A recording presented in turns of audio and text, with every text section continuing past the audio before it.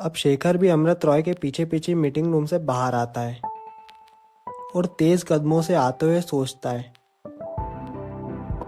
एक तरफ उसे डील टूटने की चिंता थी और दूसरी तरफ उसके मन में एक ही सवाल घूम रहा था, आखिर शीरा ने ऐसा क्यों किया।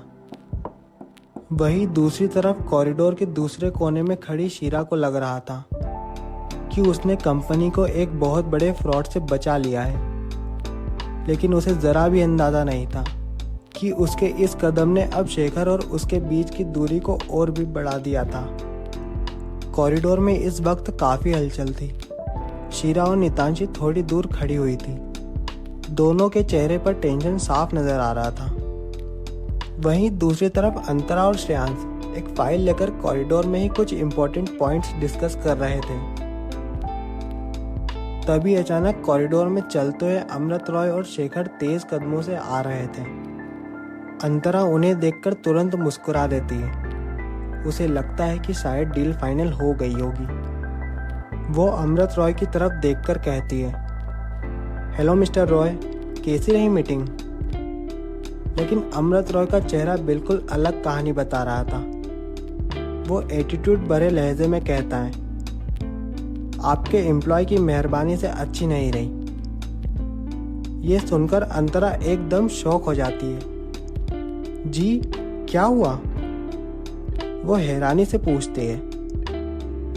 वहीं पास खड़ा श्रेयांश भी पूरी बात समझने की कोशिश कर रहा होता है। तभी शेखर आगे बढ़कर प्रोफेशनल टोन में कहता है, I am sorry mister Roy, जो भी हुआ उसके लिए मैं आपसे माफी मांगता हूँ।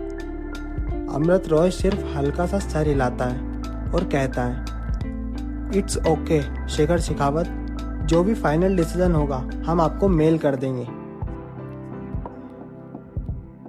इतना कहकर वो अपने मैनेजर के साथ वहां से चला जाता है। लेकिन उसके जाते ही कॉरिडोर में खड़ी शीरा जैसे जम से जाती है। उसके कानों में बस एक ही नाम गूंज रहा था, शेखर शेखावत। उसकी आंखें हैरानी से बड़ी हो जाती हैं। वो धीरे से शेखर की तरफ देखती है और अचानक उसे एहसास होता है, जिसे वो कल से फ्रॉड समझ रही थी, जिस पर वो 2 बार गुस्सा कर चुकी थी, वो कोई आम एम्प्लॉय नहीं बल्कि रेडबैक कंपनी का सीईओ शेखर शेखावत था। एक पल के लिए उसका दिमाग काम करना बंद कर देता है। नितांशी शीरा को देखकर समझने की कोशिश करती है कि शीरा इतने शॉक में क्यों है। उधर अंतरा और श्रेयांश दोनों तुरंत शेखर के पास पहुंचते हैं। अंतरा परेशान होकर पूछती है, शेखर क्या हुआ?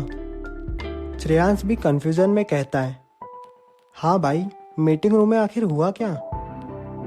दोनों के चेहरों पर चिंता साफ नजर आ रही थी। वहीं शेखर अब भी गुस्से और फ्रस्ट्रेशन में खड़ा था। उसकी नजर अचानक कॉरिडोर के दूसरे कोने में खड़ी शीरा पर पड़ती है। दोनों की नजरें एक पल के लिए टकरा जाती हैं। शीरा की आंखों में शौक था और शेखर की आंखों में गुस्सा। अगले ही पल वो तेजी से उसकी तरफ बढ़ता है। शीरा कुछ समझ पाती उससे पहले ही शेखर उसका हाथ पकड़ लेता है और गुस्से भरी आवाज में कहता है, जो कुछ हुआ इसकी वजह से हुआ। इसे इस कंपनी में आने किसने दिया? अचानक सबकी नजर शीरा पर आ जाती है। शीरा एकदम घबरा जाती है।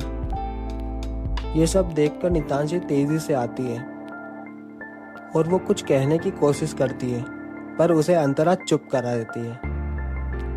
फिर अंतरा शेखर से पूछती है, शेखर आखिर बात क्या है? पूरी बात साफ साफ बताओ।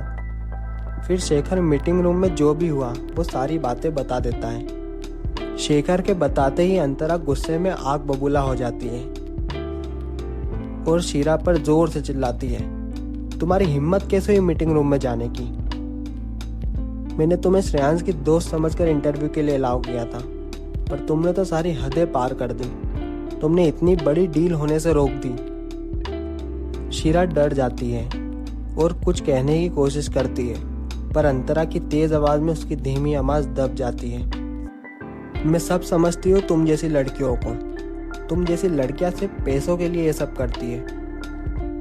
अंतरा शीरा के कैरेक्टर को लेकर बहुत कुछ बोल देती है। आखिर में अंतरा कहती है, जस्ट गेट लॉस्ट, निकल जाओ यहाँ से। फिर शीरा अपनी आंखों में आंसू लिए वहां से धीरे धीरे कंपनी से बाहर आ जाती है और पार्किंग एरिया में आकर रोने लगती है। शीरा के जाते ही अंतरा शेखर को समझाने की कोशिश करती है और कहती है, हम अमृत रॉय से बात करेंगे, हम उन्हें कन्विंस करने की कोशिश करेंगे। फिर शेखर धीरे से हाँ कहता है और अपने केबिन की तरफ बढ़ने लगता है।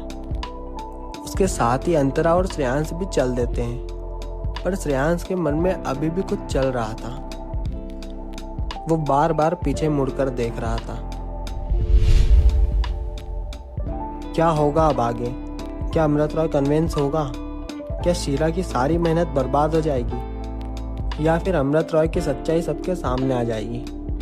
जानने के लिए बने रहिए हमारे साथ। सुनते रहिए सच्ची मोहब्बत। अब हफ्ते के 6 दिन, सोमवार से शनिवार, सिर्फ मी स्टोरीज पर।